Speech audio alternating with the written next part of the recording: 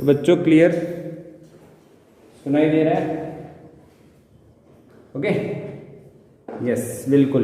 तो आज का जो हमारा टॉपिक है चैप्टर नंबर 3 हमारा चल रहा है 12th स्टैंडर्ड का, और हम लोग कल देख चुके थे क्या, vector form of Ohm's law, percentage change कैसे फाइंड करते हैं, ये सारी बातें हमने क्लियर कर दी थी। आज के लेक्चर में बच्चों, आज के लेक्चर में हम लोग क्या करने वाले हैं, आज के लेक्चर में हम लोग ड्रिफ्ट वेलोसिटी जानने वाले हैं। क्या है हमारा टॉपिक? 3.5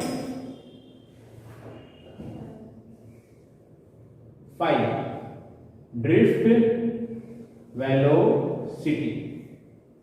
अच्छा, ये ड्रिफ्ट नाम कुछ जाना पहचाना लगता है, आपको पता है ड्रिफ्ट का मतलब क्या होता है? यानी जब आप छोटे थे तब साइकिल चलाते थे, अभी भी आप छोटे हो पर अभी गाड़ी चलाते हो, पहले आप साइकिल चलाते थे। जब आप साइकिल चलाते हो तो शॉर्ट ब्रेक लगाते हो तो जो पिछला टायर होता है वो ड्रिफ्ट होता है, फिसलना एक तरह का, आगे ना। तो वही ड्रिफ्ट यहाँ पे इलेक्ट्रॉन की भी होती है, वैसे ही होती है, फिसलता है इलेक्ट्रॉन। तो कैसे होता है चलो देखते हैं। ओके, वीडियो क्लियर आ रही है? तो कैसे होती है ड्रिफ्ट वेलोसिटी ये हम समझते हैं कि भाई क्या हो रहा है।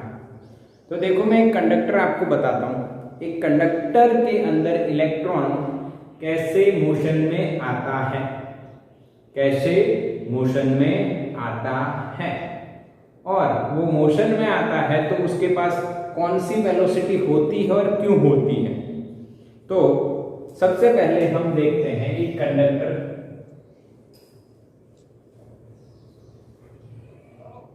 और यहां पे इलेक्ट्रिक फील्ड अप्लाई नहीं की है, सॉरी नहीं की है, तो कितनी होगी? 0। तो केस 1 डिस्कस करते हैं, पहले समझते रहना। केस 1 कहानी अपने आप समझ में आ जाएगी। एक्सटर्नल फील्ड इज 0, यानी कोई बैटरी नहीं लगाई, कोई बैटरी नहीं लगाई, समझ में आ रहा है? कोई बैटरी आपने नहीं लगाई, तो इलेक्ट्रॉन मोशन में होगा। तो मैं यहां पे लिख देता हूं, आपको समझ में आ जाएगा मोशन में है कि नहीं। कंडक्टर है तो फ्री इलेक्ट्रॉन है, फ्री इलेक्ट्रॉन है तो ड्यू टू टेम्परेचर उसके पास थोड़ी एनर्जी होगी, एनर्जी होगी तो मोशन में होगा। क्या होगा? मोशन में होगा, और मोशन में होगा तो उसकी वेलोसिटी होगी। तो हम लोग बच्चों बात करते हैं एक इलेक्ट्रॉन की, तो मान लो टोटल इलेक्ट्रॉन्स कितने हैं?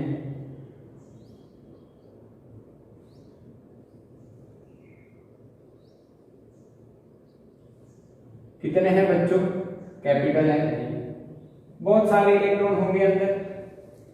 उसमें हम सिर्फ एक इलेक्ट्रॉन की बात कर रहे हैं। तो सपोज कर लो velocity of ith electron is equal to VI। क्या हुई बेटा? VI हुई, वेलोसिटी ऑफ ith इलेक्ट्रॉन क्या हुई? VI। अब ये इलेक्ट्रॉन की वेलोसिटी है, वो मोशन में है बेटा अंदर, बट अगर इसका एवरेज निकाला जाए, क्या निकाला जाए? एवरेज, तो summation of VI divided by n, ये क्या हो जाएगा मेरे बच्चों? 0। क्यों 0 हुआ? क्योंकि सारे इलेक्ट्रॉन जो है इधर रैंडम मोशन करेंगे। कौन सा मोशन करेंगे? रैंडम मोशन करेंगे, और due to random motion average velocity of electrons becomes 0। कितने इलेक्ट्रॉन है? n, और उनकी वेलोसिटी का एवरेज निकाला तो आंसर क्या आया? 0। समझ में आया? बिल्कुल क्लियर, कोई डाउट नहीं। अब क्या होता है? केस 2 लेते हैं। केस 2 में इलेक्ट्रिक फील्ड जो है is not equal to 0। Yes, किसी का माइक ऑन है और वो बच्चा जो माइक ऑन है वो माइक ऑफ नहीं कर रहा है, इसीलिए सबको तकलीफ हो रही है। ओके, चलो ठीक है, माइक मैंने ऑफ कर दिया है। चलो अभी आप यहाँ पे समझिए, ये समझ में आ गया। यानी कि मान लो इलेक्ट्रॉन यहाँ पे था, एक इलेक्ट्रॉन की कहानी स्टार्ट करें, ए पे था, तो यहाँ पे गया लेटिस पॉइंट पे, यहाँ पे पॉजिटिव आयन होगा या चार्ज होगा, उसके साथ कोलाइड हुआ, मान लो यहाँ पे कोलाइड हुआ और यहाँ पे पहुंच रहा है ए से बी। बहुत बार कॉलिजन हो रहा है, मैंने सिर्फ 2 बार बताया। एनसीईआरटी में तो ऐसे ड्रॉ करके ऐसे ऐसे ऐसे बनाया है, देखो ये वही डायग्राम है, ठीक है। तो यहाँ पे पाथ हमने बताया कौन सी लाइन से, कंटिन्यूअस लाइन से। और जब इलेक्ट्रिक फील्ड प्रोवाइड करोगे तो कौन सी लाइन से मैं पाथ बताऊंगा इलेक्ट्रॉन को, इलेक्ट्रॉन का पाथ डैश डैश लाइन से, ठीक है। अब हम लोग सपोज इलेक्ट्रिक फील्ड प्रोवाइड कर रहे हैं इलेक्ट्रॉन को। इलेक्ट्रिक फील्ड प्रोवाइड करने से इलेक्ट्रॉन जो चार्ज है, माइनस ई वाला चार्ज है इलेक्ट्रॉन के पास, इलेक्ट्रिक फील्ड के कारण किसी चार्ज पे क्या लगेगा, फोर्स लगेगा। पहले जब इलेक्ट्रिक फील्ड नहीं थी तब तो फोर्स नहीं लग रहा था, अब है, इज नॉट इक्वल टू 0, यानी कि इलेक्ट्रिक फील्ड है, तब क्या लगेगा, फोर्स लगेगा। अब इलेक्ट्रॉन पे फोर्स लग रहा है तो ड्यू टू दैट फोर्स उसके पास एक्सेलरेशन आ जाएगा और एक्सेलरेटेड मोशन होगा। यहाँ पे एक्सेलरेटेड मोशन नहीं हो रहा था, यानी रैंडम डायरेक्शन में इलेक्ट्रॉन्स जा रहे थे, तो उनका एवरेज क्या लिया, 0, और इस दौरान आप करंट भी क्या बोलते हो बेटा, 0, क्योंकि there is no field and no potential, no electric field and no potential. बोलो क्लियर हुआ कि नहीं बच्चों, यस और नो, आके ना, बिल्कुल क्लियर, यस। ब्लर तो नहीं है ना, एक बच्चे का मैसेज आया ब्लर है, देखो तो अभी भी ब्लर है, नहीं है, ओके, नहीं होगा, 99% नहीं होगा बेटा, क्योंकि 40 Mbps स्पीड चल रही है। ओके, हाई स्पीड इंटरनेट है आज। ओके, चलो केस 2, अगर इलेक्ट्रिक फील्ड प्रोवाइड की तो इलेक्ट्रॉन पे क्या लगेगा, फोर्स लगेगा, फोर्स लगेगा तो उसको क्या मिलेगा, एक्सेलरेशन मिलेगा। तो एक्सेलरेशन ऑफ एन इलेक्ट्रॉन कितना मिलेगा, वो भी लिख देते हैं, A is equals to force upon मास। क्या मेरे बच्चों को बताइए, किसका मास होगा बेटा, इलेक्ट्रॉन का। किसका एक्सेलरेशन हुआ, इलेक्ट्रॉन का। पर समझ लो यहाँ पे F अपॉन m लिखना है, क्या लिखना है मेरे बच्चों, F अपॉन m लिखना है, force upon mass, Newton second law, F is equal to ma, तो A is equal to F by m। Force कितना होगा, तो फोर्स का इक्वेशन आपको इलेक्ट्रिक फील्ड का पता है बच्चों, Q इंटू E होता है, चार्ज इंटू फील्ड होता है। यहाँ पे चार्ज किसका है, फोर्स, और एक्सेलरेशन किसका निकाल रहे हैं, इलेक्ट्रॉन, तो चार्ज हो जाएगा माइनस ई, फील्ड है capital E divided by m, इतना एक्सेलरेशन मिलेगा। यस, इतना क्या मिलेगा बेटा, एक्सेलरेशन। समझ में आया कि नहीं। तो जब बॉडी को और यहाँ पे इलेक्ट्रॉन को एक्सेलरेशन मिलता है तब क्या वो सेम पाथ फॉलो करेगी जो बिना एक्सेलरेशन के कर रहे थे, नहीं, डेफिनेटली नहीं, कुछ चेंज हो जाएगा। क्यों चेंज होगा, क्योंकि एक्सेलरेशन मिल रहा है, इसलिए स्पीड बढ़ जाएगी, वेलोसिटी चेंज हो जाएगी। तो ये यहाँ पे कॉलिजन होने के बजाय यहाँ पे हुआ, मान लीजिए यहाँ पे कॉलिजन होने के बजाय यहाँ पे हुआ, और यहाँ पे पहुंचने के बजाय अलग स्थान पे पहुंचा, अलग पोजीशन पे पहुंचा, बी डैश। जैसे कि आप साइकिल ले जा रहे हो, कांस्टेंट स्पीड से चला रहे हो, कांस्टेंट स्पीड से उसके टायर चल रहे हैं, मान लीजिए 5 की स्पीड 5 मीटर पर सेकंड, 10 मीटर पर सेकंड, कोई भी स्पीड से चला रहे हो, और अचानक से आप फोर्स लगाते हो, ब्रेक लगाए, तो क्या हुआ, जहां पे टायर जाना चाहिए था क्या उसी पोजीशन पे जा रहा है या दूसरी पोजीशन पे, दूसरी पोजीशन पे जाएगा, तो उसको ही तो बोलते हैं ड्रिफ्ट। तो यहाँ पे क्या हुई होगी, ड्रिफ्ट हो। समझ में आई बात? हाँ के ना। और ड्रिफ्ट वेलोसिटी का मतलब क्या हुआ, during the drift velocity of an electron is called its drift velocity. समझ में आया कि नहीं है? एक बार फिर से बताऊं, थोड़ा सा समझो कि इलेक्ट्रॉन पहुंचना चाहिए था बी पे अगर फील्ड नहीं है तो, पर फील्ड देने के कारण वो बी की जगह बी डैश पहुंचता है, यानी उसकी पोजीशन पाथ क्या हुआ, थोड़ा ड्रिफ्ट हुआ। और during this the velocity is called drift velocity. क्या बोलते हैं इसको, ड्रिफ्ट वेलोसिटी। बोलो पक्का, यस और नो, डन के नहीं? अच्छा, अब मैं यहां पे बता रहा हूं, सब इलेक्ट्रॉन पहले यहां पे कोलाइड हुआ, फिर यहां पे कोलाइड हुआ, ऐसे कोलाइड होते होते होते आगे बढ़ता रहता है। तो देखो इनिशियल वेलोसिटी अगर आप ui मानते हो, सपोज आफ्टर कोलिजन, कोई भी कोलिजन हुआ कि नहीं हुआ, पर इनिशियल वेलोसिटी इलेक्ट्रॉन की कोलिजन से पहले जब उसके जर्नी नहीं स्टार्ट हुई, देखो यहाँ पे कोलिजन के बाद इसकी जर्नी स्टार्ट हुई, तो यहाँ पे अगर हम उसकी वेलोसिटी ui माने, क्या माने, ui, तो यहाँ पे ui होगी या चेंज हो जाएगी, चेंज हो जाएगी, क्योंकि क्या मिल रहा है, एक्सेलरेशन। तो मैं यहाँ पे लिख रहा हूं बेटा final velocity of ith electron, क्या मेरे बच्चों, vi is equal to ui प्लस a t लिखा जाएगा, आगे ना, u प्लस a t के हिसाब से a t आ गया। What is t, time interval between two successive collision. यहां पे कोलाइड हुआ, उसके बाद यहां पे कोलाइड होगा, तो इसके बीच में कुछ टाइम तो होगा ना। हाँ, t क्या है, time between two successive, successive का मतलब क्या है, एक के बाद एक, ठीक है। ये तो एक्सेलरेशन है, ui इनिशियल वेलोसिटी है,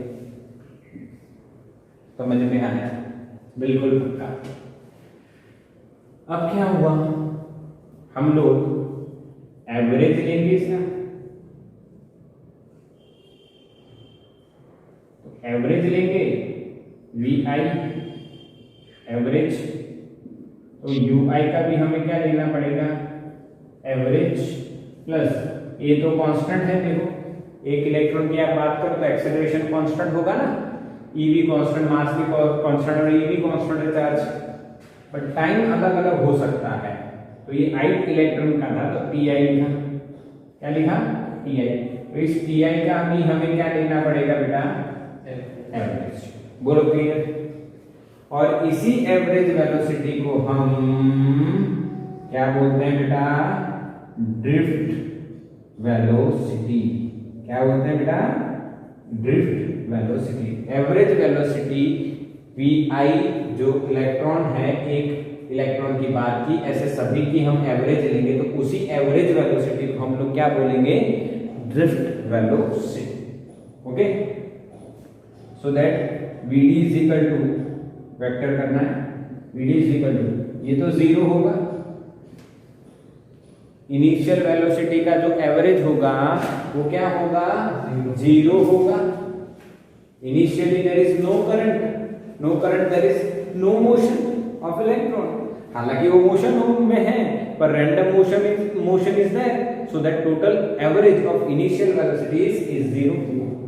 ए की वैल्यू क्या आएगी बेटा, minus E E by M, कहां से आई, यहां से आई, into T I average. T I average को क्या लिखा गया बच्चों, टाउ, तो हमारा टाउ लिखा गया, अभी बताता हूं ये है क्या। तो वीडी क्या हुई बेटा, minus E e tau by m. This is the equation for drift velocity. और जिसमें जो टाउ है इसको बोलते हैं हम लोग relaxation.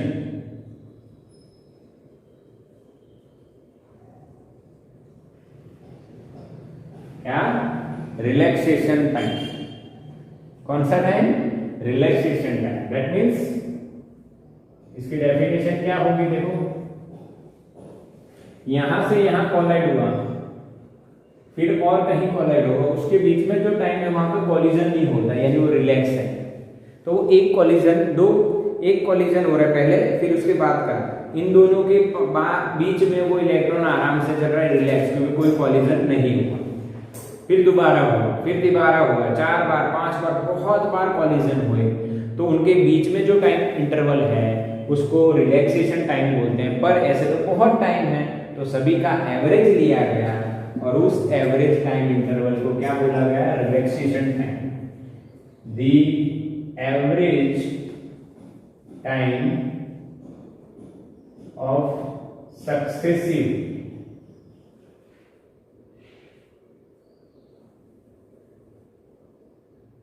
of an electron between two successive collisions.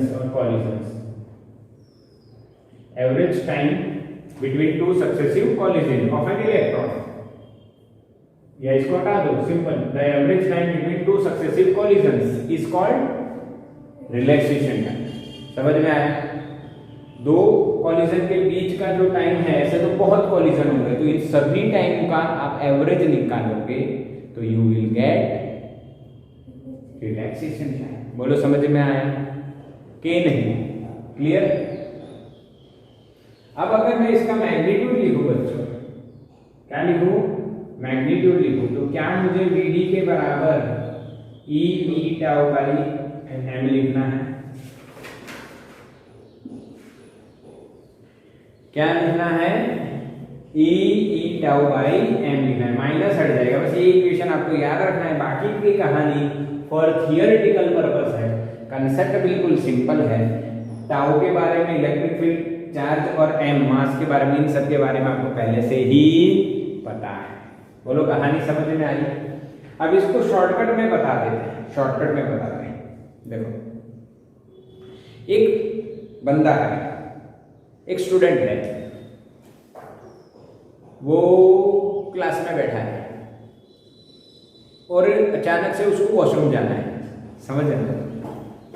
एक उसका फ्रेंड है जो मस्तीखोर है, पर वो अभी क्लास में नहीं है, पर जो फ्रेंड है उसको क्लास से बाहर जाके वॉशरूम जाना है। वो 3rd फ्लोर पे है। अब वो जाता है नीचे, यानी इलेक्ट्रॉन की कहानी स्टार्ट हुई।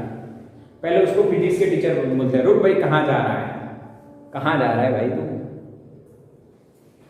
कहाँ जा रहा है? तो उसने बताया, सर ये है, मुझे जल्दी से जाना है। यानी फिर वो टेंशन में आ गए सर मिलने से, फिर वापस रिलैक्स यहाँ तक। फिर केमिस्ट्री के सर मिल गए, फिर उन्होंने पूछा कहाँ जा रहा है भाई, ये वगैरह वगैरह। सर उसने एक्सप्लेन किया, वो टेंशन में आ गए, कॉलिजन हुआ, फिर वापस से रिलैक्स होके जा रहा है। यानी समझ में आया? कॉलाइड हुआ, रिलैक्स हुआ, कॉलाइड हुआ, रिलैक्स हुआ, ऐसे चलता रहा। फिर फाइनली वो अपने गोल पे पहुंच रहा है, वॉशरूम के पास। तो वहां पे उसका जो मस्तीखोर फ्रेंड है वो खड़ा है। तो वो कहता है, क्या हुआ भाई? अरे भाई हट, मेरे को जाना है जल्दी। तो वो कहता है, नहीं जाने दूंगा। तो उसको गुस्सा आता है और वो उस फ्रेंड को वीडी वेलोसिटी से, ड्रिफ्ट वेलोसिटी से ईंट मारता है। क्या मारता है? ईंट मारता है। छोटी सी कहानी है, थोड़ी लंबी होती, पर मैंने छोटी कर दी कि वो वीडियो लंबा हो जाएगा और थोड़ा डिटेलिंग कर सकते हैं। पर ये समझ लो, उस फ्रेंड ने, जिसको वॉशरूम जाना था, अपने मस्तीखोर फ्रेंड को क्या मारी? ईंट। ई टाउ यानी ईंट। मारी का एम कितनी वेलोसिटी से मारी? ड्रिफ्ट वेलोसिटी से। देखो, कहानी तो मैंने समझा दिया, एक्सेलरेशन मिला, फाइनल वेलोसिटी हो गई, ith इलेक्ट्रॉन की चेंज, और उसका एवरेज लिया, उसको ड्रिफ्ट बोला, और आंसर आया E/m। बोलो क्लियर? तो स्क्रीनशॉट ले लो इसका जल्दी से और कहानी को करो खत्म। चलो, ये कहानी खत्म बेटा, बिल्कुल यस। चलो तो आगे बात करते हैं। अब ये जो नेक्स्ट कहानी है, इसी के साथ जुड़ी हुई है, वो एक क्वेश्चन बन के आता है। तो ये ड्रिफ्ट वेलोसिटी भी एक क्वेश्चन है बोर्ड का इंपॉर्टेंट, ठीक है, तो इसको नोट कर लेना अच्छे से। अब नेक्स्ट जो है वो भी देखो इसी से जुड़ी हुई कहानी, उस कहानी में आपको क्या समझाया जाएगा वो देखो। लिखो क्वेश्चन, दो question. Obtain the equation of current I is equal to any dd into a, small n small e vd यानी drift velocity into capital A area. This is the question. Second question you obtain the relation between current density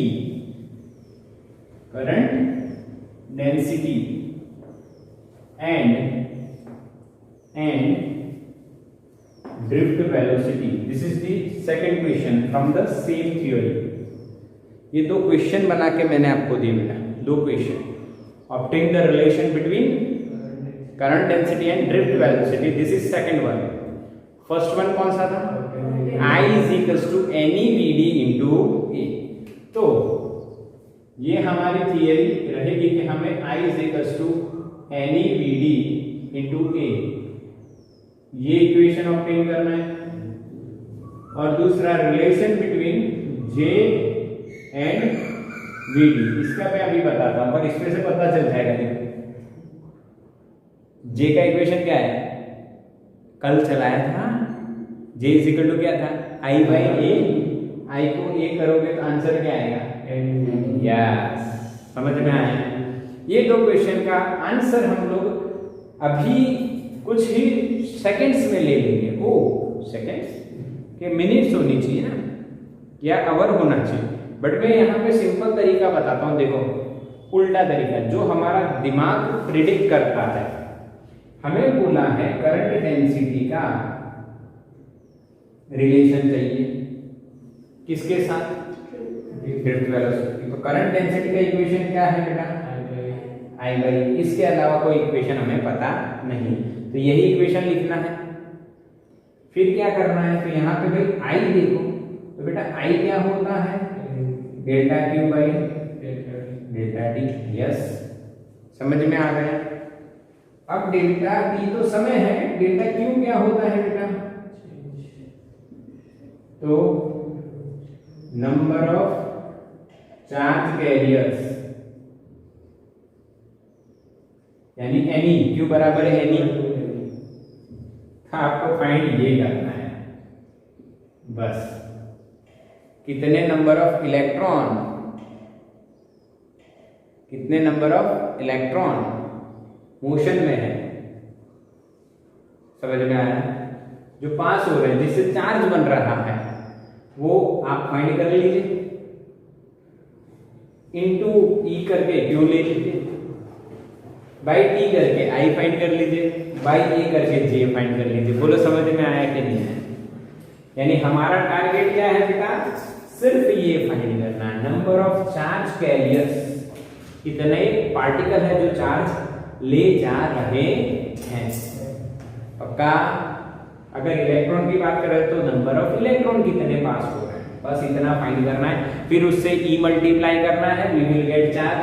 फिर उसको T से divide करना है, we will get I, जो पहला equation है। फिर उसको A से डिवाइड करना है, वी विल गेट J, जो ये वाला इक्वेशन है। बोलो थ्योरी का कंसेप्ट समझ में आया। और ये इक्वेशन भी याद रखवा दूंगा, चिंता मत करना, पहले थ्योरी समझ लेते हैं। तो ये कहानी कैसे स्टार्ट होती है, ध्यान से देखो। एन क्या है उसकी चिंता मत करो, अंदर आ जाएगा। एक कंडक्टर हम लेते हैं और उसके अंदर इलेक्ट्रॉन्स हैं, तो हम लोग इलेक्ट्रिक फील्ड अप्लाई करते हैं इस डायरेक्शन, प्लस टू माइनस, या इस डायरेक्शन में कर दो प्लस टू माइनस। तो इलेक्ट्रॉन किधर भागेगा, इधर। कितनी वेलोसिटी से, वीडी वेलोसिटी से, ड्रिफ्ट वेलोसिटी से मान लो भाग रहा है। इलेक्ट्रॉन इधर भाग रहा है, तो मान लो यहां से यहां चल के आने में उसको डेल्टा टी समय लग रहा है। कितना समय लग रहा है, यस डेल्टा टी। और उसकी स्पीड कितनी है vd, तो उसने डिस्टेंस कितना ट्रैवल किया, स्पीड इनटू टाइम। यस और नो, यस और नो, समझ में आ रहा है कि नहीं है? वो कांस्टेंट एक्सेलरेशन में मोशन कर रहा है। मान लो उसकी वेलोसिटी, ड्रिफ्ट वेलोसिटी कांस्टेंट है, वेलोसिटी एक्सेलरेशन छोड़ दो अभी, मान लो उसकी वेलोसिटी कांस्टेंट है। अरे वेलोसिटी भी ले लो, चलो एक्सेलरेशन भी ले लो, पर इस दौरान वेलोसिटी vd है, तो यहाँ पे जो डिस्प्लेसमेंट हुई वो क्या हुई, वेलोसिटी इनटू टाइम। ऐसा नो, तो vd इनटू टाइम, खत्म। अब मान लो ये क्रॉस सेक्शन एरिया कितना है, इसका जो क्रॉस सेक्शन अगर हम यहाँ लेते हैं तो एरिया इसका बनता है मान लो a। तो पहली स्टेप देखो, ये कहानी आपको लिखनी है थियोरेटिकली, ठीक है, एनसीईआरटी में पढ़ी है, समझ में आ जाएगा। अब हम लिख रहे हैं वॉल्यूम कवर्ड बाय इलेक्ट्रॉन्स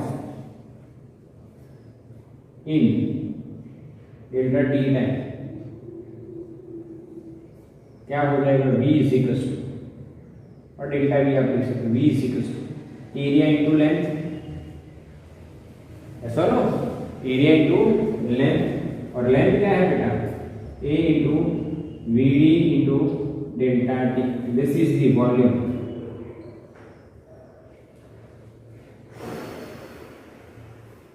अब आप सोचोगे सर वॉल्यूम, इतने इलेक्ट्रॉन्स कहाँ हैं, तो बेटा ये हमने एक लिए, ऐसे तो बहुत सारे होंगे ना, इनफाइनाइट तो नहीं पर बहुत सारे, बहुत सारे, बहुत सारे। तो टोटल जो इलेक्ट्रॉन्स हैं इतने एरिया में चल रहे हैं, ए एरिया में, उन्होंने कितना वॉल्यूम कवर किया होगा, A delta, sorry A L V V D delta. अब ध्यान से देखो, एक नई क्वांटिटी यहां पे डिफाइन कर रहे हैं जिसको हम बोलेंगे नंबर डेंसिटी। क्यों डिफाइन कर रहे हैं बच्चों, क्योंकि हमें पता नहीं है कि कितने इलेक्ट्रॉन्स हैं इतने वॉल्यूम में, तो हमें इलेक्ट्रॉन की डेंसिटी फाइंड कर लेनी है, जो लिखी जाएगी number of electrons upon volume. Yes और नो, हाँ, नंबर ऑफ इलेक्ट्रॉन्स पर unit volume is called number density, जो हमें पता नहीं है, पर उसको हम क्या मान लेते बेटा, small n is equals to number n by v। क्या समझ में आया? और इसका यूनिट रहेगा मीटर माइनस क्यूब, क्योंकि कैपिटल N नंबर है उसका यूनिट नहीं है, तो नंबर डेंसिटी का यूनिट क्या रहेगा बेटा, मीटर माइनस 3, मीटर माइनस 3। पक्का? इतना हिसाब क्लियर हुआ? पर यूनिट वॉल्यूम में अगर n इलेक्ट्रॉन्स हैं तो यहाँ पे कितने इलेक्ट्रॉन्स है पता चल जाएगा। यस, तो नंबर ऑफ इलेक्ट्रॉन्स और charge particles you can say, हम लोग इलेक्ट्रॉन की कहानी स्टार्ट की है इसलिए इलेक्ट्रॉन लिखते हैं। Okay, number of electrons in v volume, क्या लिखेंगे मेरे बच्चे?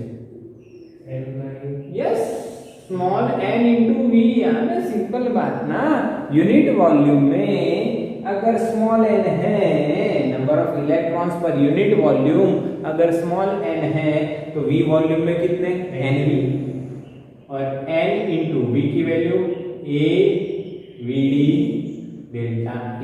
ओ, काम खत्म, थियरी पूरी, समझ में आया? आ गया, ये आ गया, बस अब e मल्टीप्लाई करो, डेल्टा क्यू मिल जाएगा, t से डिवाइड करो डेल्टा i मिल जाएगा, a से डिवाइड करो j मिल जाएगा, खत्म। बोलो कहानी समझ में आई?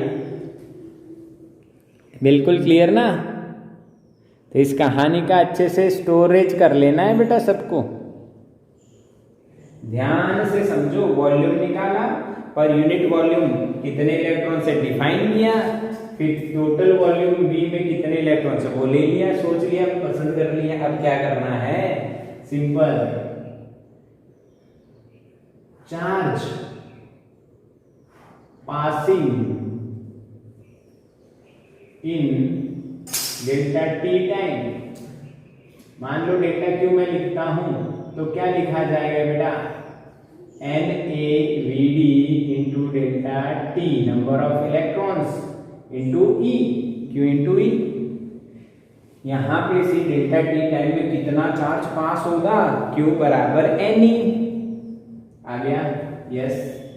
तो आप लिख सकते हो इलेक्ट्रिक करंट या average electric current. I is equal to क्या लिखोगे बेटा, delta Q by delta T. तो हमें इक्वेशन मिल गया, डेल्टा क्यू को डेल्टा टी से डिवाइड करेंगे तो क्या बचेगा, N A V D into E. पर मैं ई को पहले लिख रहा हूं वी डी इंटू ए। ये इक्वेशन आई एम पी है। यस, बिल्कुल क्लियर। ओके, हाँ। अब करंट डेंसिटी आ जाएगी बेटा। करंट डेंसिटी क्या आ जाएगी, J is equals to I by A, यानी एन ई वी डी। बोलो क्लियर थियरी? दोनों इक्वेशन ऑब्टेन कर लिए बिल्कुल लल्लू लॉजिक से। चलो फिर से एक बार देख लो, फिर से एक बार देखो। नंबर डेंसिटी डिफाइन करना सीख लो। नंबर ऑफ इलेक्ट्रॉन्स पर यूनिट वॉल्यूम क्या डिफाइन हो जाएगा, नंबर ऑफ इलेक्ट्रॉन्स पर यूनिट वॉल्यूम डिफाइन हो गया। अब टोटल वॉल्यूम कितना पास कर रहे हैं electrons, area into length. Length कितनी होगी, स्पीड इंटू टाइम या वेलोसिटी इंटू टाइम। आ गया समझ में? कब समझ में आया?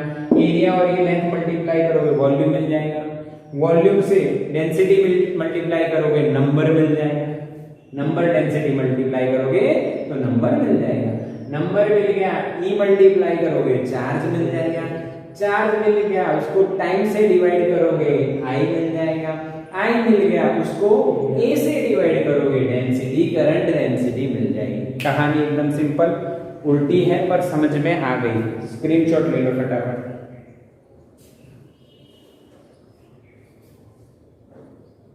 ठीक है, समझ में आया कि नहीं बताइए, मैसेज करिए। लाइव क्लास चल रहा है आपका, मैसेज कर दीजिए फटाफट।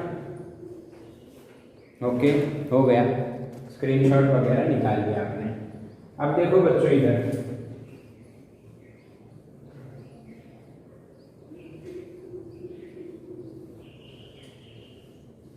कुछ बातें हम लोग यहाँ पे कर लेते हैं। देखो यहाँ पे आपको कुछ बातें कर लेनी है। अगर करंट डेंसिटी या आई करंट कांस्टेंट है, समझ लो करंट कांस्टेंट जा रहा है, तो फ्रॉम दिस इक्वेशन नंबर, मान लो इसको मैं 1 दे दूं, या इसको 2 देते हैं, इसको 3 और ये 1 रखते हैं, क्योंकि ये भी तो आपको याद रखना पड़ेगा ना, नंबर डेंसिटी एक नई बात कर रही है। तो फ्रॉम इक्वेशन नंबर 1 हम लोग क्या कह सकते हैं, drift velocity is inversely proportional to the area. Yes और नो? अगर I कांस्टेंट है, N कांस्टेंट, E कांस्टेंट, तो VD is proportional to 1 upon area. समझ में आया? हो क्लियर के लिए? क्या 11th स्टैंडर्ड पढ़े हो? यस। क्या चैप्टर 10 पढ़े हो? यस। क्या